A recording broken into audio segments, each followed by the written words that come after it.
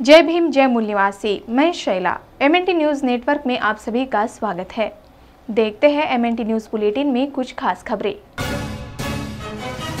मद्रास उच्च न्यायालय का कहना है कि भ्रष्टाचार कैंसर की तरह फैल रहा है। अदालत ने सोमवार को तमिलनाडु के सतर्कता अधिकारियों से उन तालुक कार्यालयों में समय समय पर छापे मारने को कहा जहां आरोप है कि कानूनी उत्तराधिकारी प्रमाण पत्र जैसे हर दस्तावेज को जारी करने के लिए रिश्वत मांगी जाती है। जस्टिस SM सुब्रमण्यम ने कहा कि अदालतों सहित सभी उच्च अधिकारियों को वर्तमान स्थिति पर संज्ञान लेना चाहिए और सही ढंग से इन मामलों से निपटना चाहिए। उन्होंने एक विशेष तहसीलदार की याचिका को खारिज करते हुए यह टिप्पणियां की। उन्होंने आदेश जारी होने में देरी के आधार पर कथित भ्रष्टाचार के लिए अपने निलंबन को चुनौती दी थी। जस्टिस सुब्रमण्यम ने अपने आदेश में कहा कि हमारे महान देश में भ्रष्टाचार कैंसर की तरह फैल रहा है। आम आदमी सरकारी दफ्तरों में और सरकारी कर्मचारियों द्वारा भ्रष्ट क्रियाकलापों के संबंध में पूरी तरह से हताश है। बिहार के सीतामढ़ी में पुलिस हिरासत में 2 लोगों की संदिग्ध परिस्थितियों में मौत हो गई। इस मामले की जांच के आदेश दे दिए गए हैं और थाना प्रभारी सहित 5 पुलिस कर्मियों को निलंबित कर दिया गया है। इंडियन एक्सप्रेस की रिपोर्ट के मुताबिक पुलिस ने हत्या और लूट के मामले में 2 युवकों को उठाया था और 7 मार्च को पुलिस हिरासत में दोनों युवकों की मौत हो गई। घटना से संबंधित तस्वीरों और एक वीडियो क्लिप में मृतकों के शरीर पर लोहे की कीलों से प्रताड़ना देने के निशान नजर आ रहे हैं।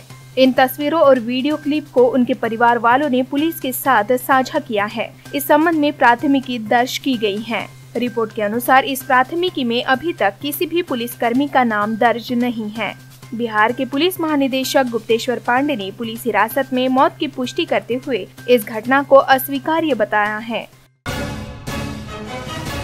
उच्चतम न्यायालय ने सामान्य वर्ग के आर्थिक रूप से पिछड़ों को 10% प्रतिनिधित्व दिए जाने के केंद्र सरकार के फैसले पर अंतरिम रोक लगाने से सोमवार को इनकार कर दिया। मुख्य न्यायाधीश रंजन गोगोई की अध्यक्षता वाली खंडपीठ ने कहा कि वह इस संबंध में कोई अंतरिम आदेश जारी नहीं करेगी। न्यायालय सामान्य वर्ग के आर्थिक रूप से पिछड़े लोगों को नौकरियों में 10% प्रतिनिधित्व देने के केंद्र के निर्णय को चुनौती देने वाली याचिका पर सुनवाई कर रहा है।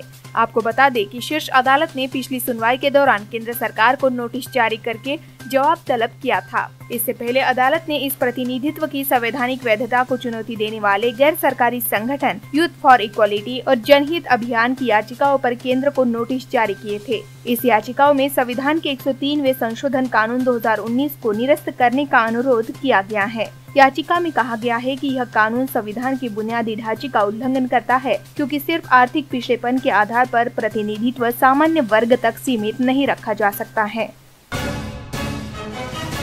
नेशनल कॉन्फ्रेंस अध्यक्ष फारूक अब्दुल्ला ने भाजपा नीत मोदी सरकार के खिलाफ गंभीर आरोप लगाते हुए कहा कि उसने लोकसभा चुनाव जीतने के एकमात्र उद्देश्य के साथ पाकिस्तान के बालाकोट में हवाई हमले के आदेश दिए। श्रीनगर के सांसद फारूक अब्दुल्ला ने आरोप लगाया है कि भाजपा सभी मोर्चों पर विफल रही है और यह पूरी तरह माना जा रहा था कि चुनाव से पहले पाकिस्तान के साथ लड़ाई या टकराव होगा ताकि प्रधानमंत्री नरेंद्र मोदी एक ऐसे अवतार के रूप में सामने आ सके जिसके बिना भारत का गुजारा हो ही नहीं सकता। श्रीनगर में बीते सोमवार को उन्होंने पत्रकारों से कहा कि यह सर्जिकल स्ट्राइक पूरी तरह से चुनाव के लिए केवल चुनाव के उद्देश्य से की गई। हमने करोड़ों रुपए मूल्य का विमान गंवा दिया।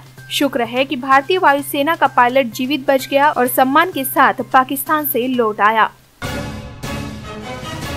RTI से मिली जानकारी के अनुसार सामने आया है कि RBI निदेशक मंडल ने नोटबंदी प्रभाव को लेकर मोदी सरकार को आगाह करते हुए कहा था कि नोटबंदी से कालेधन की समस्या पर कोई ठोस असर नहीं होगा। केंद्रीय बैंक के निदेशक मंडल ने देश की आर्थिक वृद्धि पर नोटबंदी का अल्पकालीन नकारात्मक प्रभाव पड़ने को लेकर आगाह किया था। निदेशक मंडल में RBI के मौजूदा गवर्नर शक्तिकांत दास भी शामिल थे। सूचना के अधिकार कानून के तहत पूछे गए सवाल के जवाब में दिए गए बैठक के एक ब्यौरे के अनुसार प्रधानमंत्री नरेंद्र मोदी की 8 नवंबर 2016 को नोटबंदी की घोषणा को लेकर राष्ट्र को संबोधन से केवल 2.5 घंटे पहले RBI निदेशक मंडल की बैठक हुई। मोदी सरकार के 500 और 1000 रुपए के नोट को चलन से हटाए जाने के कदम का मुख्य मकसद काला धन पर अंकुश लगाना था। चलन वाले कुछ नोटों में बड़ी राशि के नोट की हिस्सेदारी 86% थी।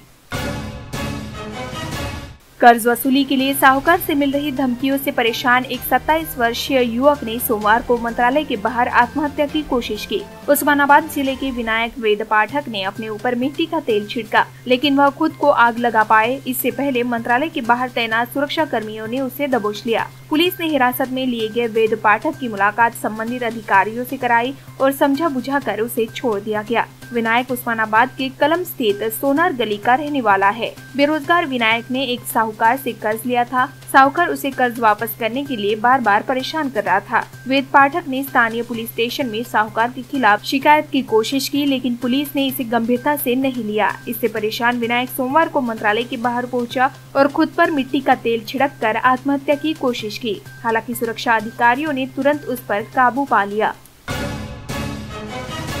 उच्चतम न्यायालय ने 3 तलाक पर रोक संबंधित दूसरे अध्यादेश को चुनौती देने वाली याचिका की सुनवाई से सोमवार को इनकार कर दिया। मुख्य न्यायाधीश रंजन गोगोई, न्यायमूर्ति दीपक गुप्ता और न्यायमूर्ति संजीव खन्ना की पीठ ने वकील रूपक कंसल की याचिका खारिज कर दी। राष्ट्रपति रामनाथ कोविंद ने 21 फरवरी को 3 तलाक पर रोक संबंधित मुस्लिम महिला दूसरा अध्यादेश 2019 को मंजूरी दी थी। मुस्लिम महिला विवाह अधिकार संरक्षण अध्यादेश 2019 के प्रावधानों को बनाए रखने के लिए दूसरी बार अध्यादेश लाया गया है। इसके जरिए 3 तलाक को अमान्य और गैर कानूनी करार दिया गया है। इसे एक दंडनीय अपराध माना गया है, जिसके तहत 3 साल की सजा और जुर्माने का प्रावधान है। विवाहित मुस्लिम महिलाओं के अधिकारों की सुरक्षा के उद्देश्य से लाया गया यह अध्यादेश उन्हें उनके पतियों द्वारा तत्कालिक एवं अपरिवर्तनीय तलाक के बिद्दत के जरिए तलाक दिए जाने को रोकेगा। इससे संबंधित विधेयक लोकसभा में पिछले साल पारित हो गया था, लेकिन राज्यसभा में सहमति न बन पाने के कारण पारित नहीं हो पाया था, जिसकी वजह से सरकार को अध्यादेश लाना पड़ा था और इसे राष्ट्रपति की मंजूरी के लिए भेजा था। MNT न्यूज बुलेटिन में इतना ही। मूल निवासी बहुजनों से जुड़ी अन्य खबरों के लिए हमारे YouTube channel MNT news network को लाइक, शेयर और सब्सक्राइब जरूर करें। जय भीम, जय मूल निवासी।